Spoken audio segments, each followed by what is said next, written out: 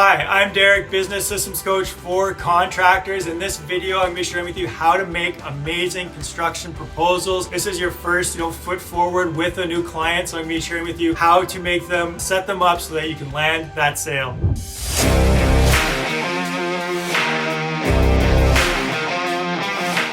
All right, so before we jump right in, make sure you give this video a big thumbs up, subscribe to the channel, grow your business by subscribing to the channel. All right, so let me show you 3 different things in order to just create brilliant proposals that's gonna land you a bunch of sales and make sure that clients pick yours over all your competition. The first one, you wanna get set up for success, right? You wanna have a setup template that's generally clean, it's gonna be branded, it's gonna have your colors, your logo, and more than that, it's gonna maybe have, you got a tagline, maybe your mission statement, some other kind of marketing materials. Like your proposal is a marketing material. So don't just think it's like a quote with some numbers that you provide them so that they can see, what it's going to cost. That's not what it is. This is something that's showing your professionalism as a business. So if it looks, old or looks hard to read or very archaic, it's not going to sell well. You want to have something that's bright, it's cheery, it's easy to read, it's very clear, and it's got some things about your business. So it could have even a picture of you or a picture of your team, could have some of the things that are really important to you, why, differentiators of why you're a great construction company. I'm going to be getting more into this later on of exactly what to put on there, but you want to make sure that it's a step above, right? And another great thing is, depending on what kind of business are, if you're,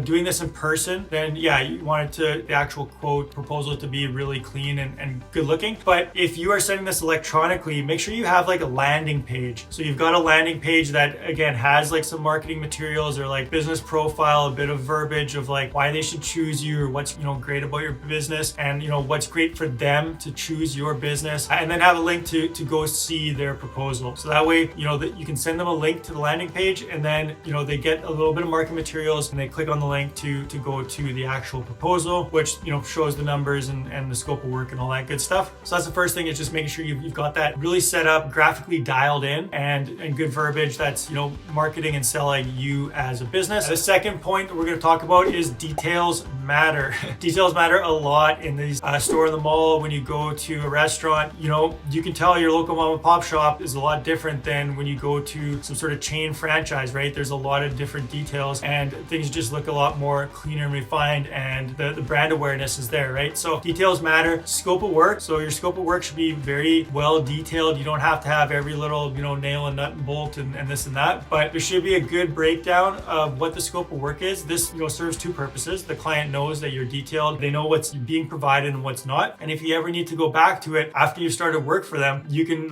very easily see, well, no, we had 5 doors in the proposal. This 6th door, you didn't mention you wanted it a new door there. So we'll do that, but it'll have to be, a change order, right? If you don't have that, if you just have new doors in living room, well, maybe you can fight that. Maybe you can't. I mean, you don't want to be having that confrontation with clients anyways. It should be very clear. So make sure you have a really, dialed in scope of work. The second point is itemized pricing. This is a bane of all contractors of should I put itemized pricing? Should I just put bulk price? Should I have it by sections? So again, you got to play to your strengths a little bit and figure out what works for you and your business. My personal preference is, yes, include itemized pricing. Again, not every nut and bolt, but for large, portions of the project, even small detailed portions of the project, have some itemized pricing. It's going to matter if you're a trades business as opposed to a general contractor, renovator, home builder, kind of how you itemize the pricing. But if you have 2 proposals side by side, they look generally the same prices on both. One has a bulk price, $30,000. The other one has, itemized pricing with, bottom line of $30,000. Which contractor are you going to go with? Probably the one that has itemized pricing, because you trust them more. You can see what's involved. It's just a better feeling to know what you're paying for, right? Than if it's $30,000, how,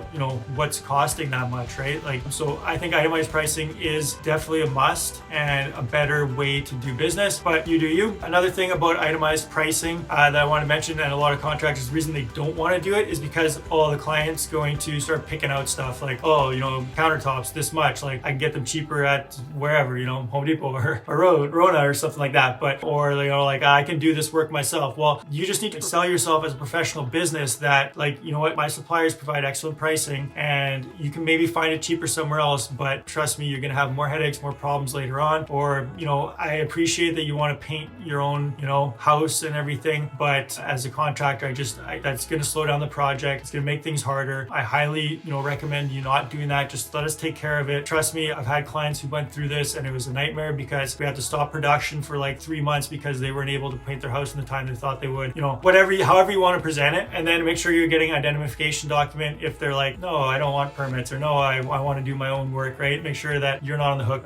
warranty wise for any of that. So itemized pricing is a big one. Easy signatures. Another great tip is make sure it's super easy for them to sign. To pay whatever it is that you need from the client. Make it as easy as humanly possible, that they have to do the least amount of work they could possibly think of. So electronic signature, if you're in person, you ask them to sign or you need to leave it with them. Make sure you're sending them like a electronic version of the proposal and telling them all you need to do is just, you know, initial and sign. Have some sort of program, like, you know, you could use DocuSign. A lot of the project management software out there has this built in, or your CRM probably has it built in already, or you can send a proposal and they just sign. Make sure that's super easy, as well as, you know, payment for the first deposit or retainer, whatever the first payment that you're getting. Again, make it super easy. Even if you like say like first one you can do with credit card or bank transfer or some sort of link or something like that. Make sure the first payment to you, just to like seal the deal, get that first, you know, deposit retainer, is just like as easy as possible for them, so there's no speed bumps, there's no roadblocks, there's nothing that's going to stop them from going and choosing your company. So that's the second one. A little long-winded, but a lot of those little details matter a whole lot, and you'll see your closing ratio improve and just get your proposal game in the right place. Number 3, still with me here. Make sure you're sticking around right to the end here. I'm going to be sharing with you a whole bunch of good stuff. Number 3, remember to include. So what you include and what you don't include, extremely important. We talked a little bit about that with the scope of work. Just take a little break here. Proposals, super